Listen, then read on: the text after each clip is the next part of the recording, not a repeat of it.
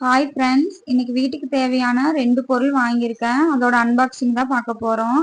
First one வந்து ஒரு cooker வாங்கியிருக்கேன்.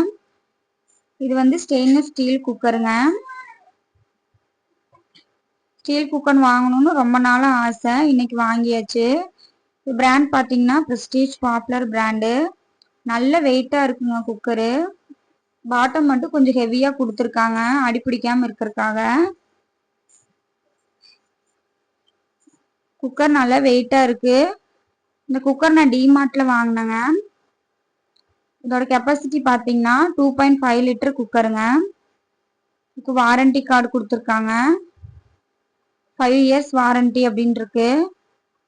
இதோட ப்ரைஸ் பார்த்தீங்கன்னா 2290 அப்படின்னு போட்டிருக்கு. டிமார்ட் ப்ரைஸ் வந்து 1800க்கு வாங்கினேன். அடுத்து வந்து ஒரு செராமிக் ஜார் வாங்கியிருக்கேன். இது புளி போட்டு வைக்கிறதுக்காக வாங்கினேன். டிமார்ட் போயிட்டு வர்ற வழியில ரோட்டு கடையில போட்டிருந்தாங்க,